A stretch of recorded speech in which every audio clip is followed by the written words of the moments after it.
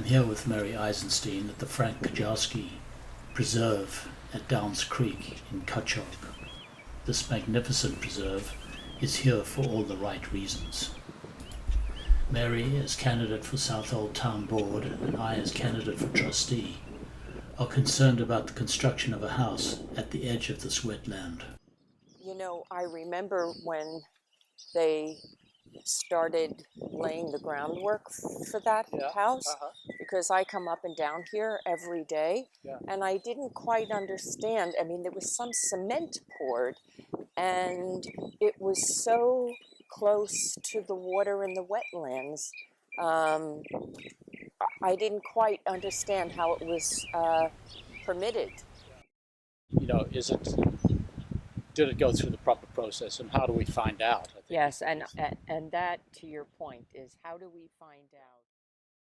By taking a case study approach, we came to the conclusion that although it is not as transparent as it should be, the process did in fact serve the community.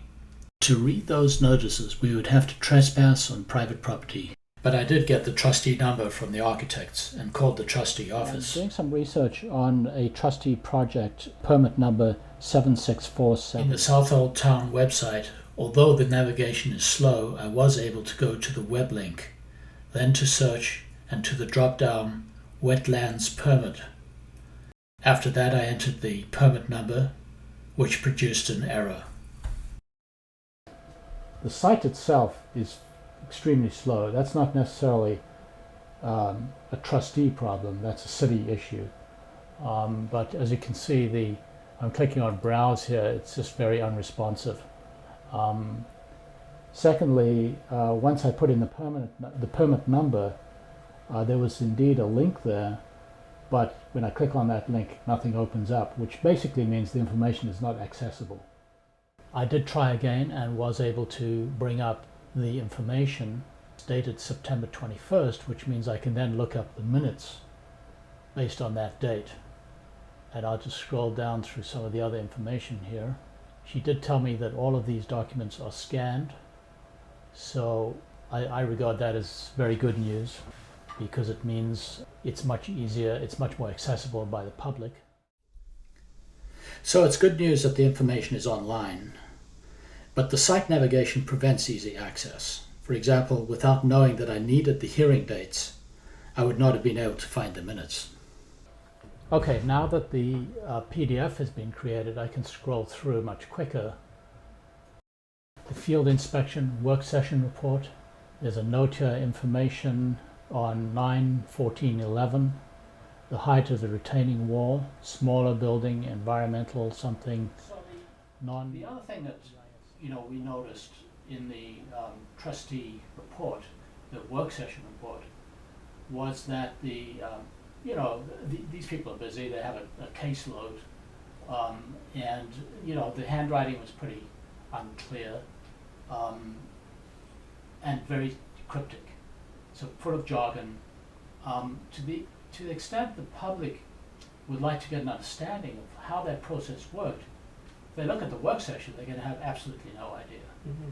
So I don't think anybody has the patience to stick with the due diligence that went on to get this piece of property approved. Mm-hmm. So therefore, I think those things need to be better documented.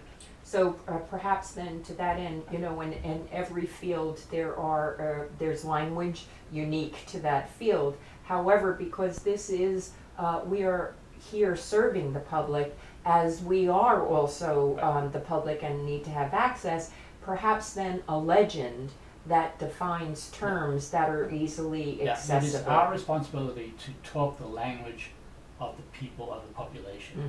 Mm-hmm. Jargon is terrific with technical people and people who have a certain specialty, but it's not appropriate when you're talking to the public.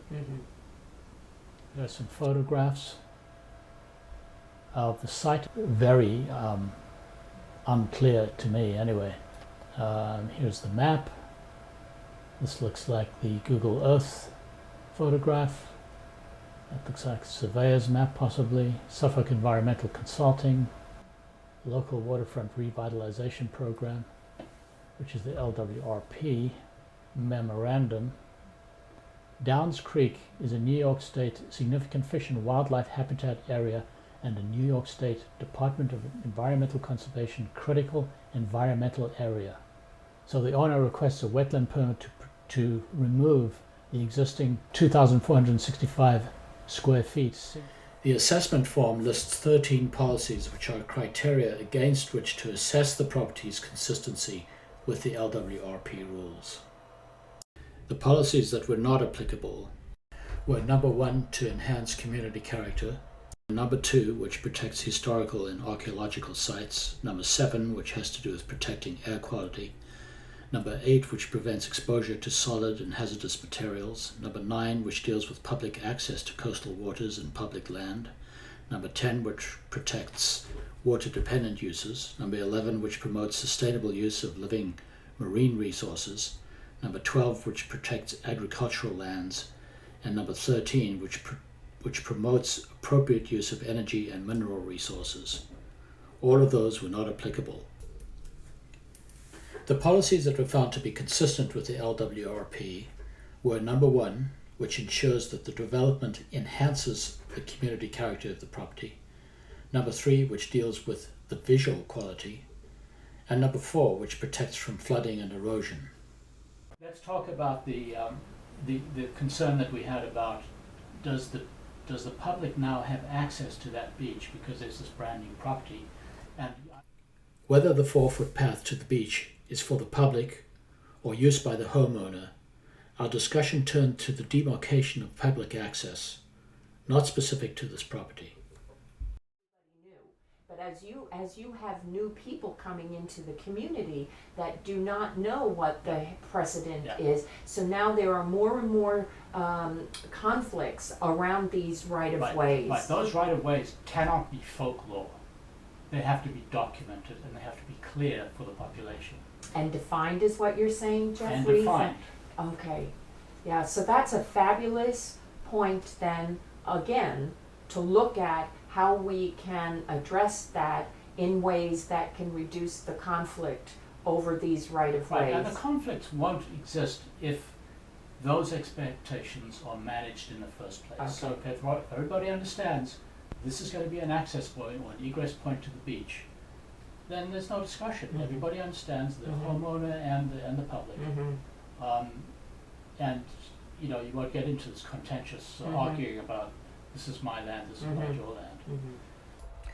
What becomes clear in the minutes of the trustee public hearing on September 21st, 2011, is that after 2 trustee visits to the site, the owner, working with 2 environmental firms, redesigned the house to address the issues that were found to be inconsistent. In addition to the items under policy number 5, the board had questions about the wetland boundary and the footprint of the house. During the hearing, this portion of the minutes is 18 typed pages, but at the end of the night, the board granted the trustee permit for the construction to begin.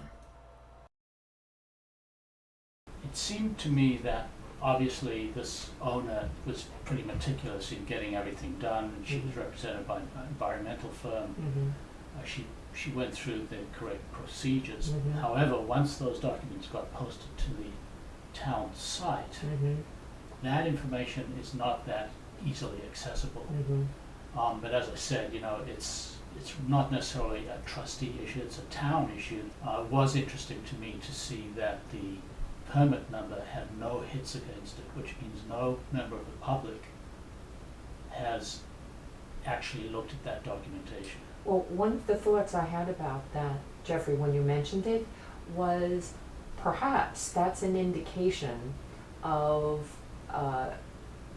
trust that people put in their town government, that the functionality of the different departments are going to honor the codes. So for me, that was one of the thoughts. No, I think that's a great point.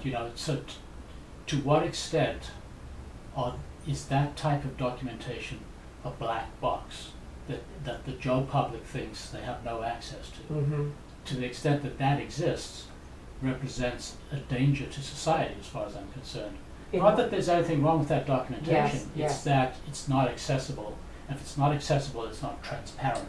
So, so to the point of, so when we look at this process as a case study in understanding process Right. for a project as building a house, right? Right. That part of that education process is having the town of Southold's website be more user-friendly, where people can go through the process to find out all these documents. So therefore, why is there not a simple button on the homepage of the site saying, if you have a policy number, just punch it in here and you can go directly there? Yeah, that goes to transparency, it goes to education, and that the public is It's included, absolutely, in Sweet. partnership within their town government. Right. So, in conclusion, I think that this is a good case of the procedures were well followed. There are some problems, but they're not fundamental to things were overlooked or there was any favoritism or anything like that. This was for my mind, having spent many hours on this now, a really good example of due diligence, and I'm very comfortable as somebody who lives in this part of the world that homeowner did everything she could to make sure that she's living in a legitimate property, and that's wonderful. Yes, so it inspired confidence that the trustees and the whole functioning did in fact work out, and that's what this research project illustrated. Right. What the process was from the beginning, and the conclusion that the process was indeed followed. Right. I think it would be very much appreciated if you vote for us in November. Thank you, Mary. You're welcome, Jeffrey, and it was wonderful to follow this process with you. And as you said, this is an indication of the type of thinking and philosophy that we will bring to town government. So, thanks very much.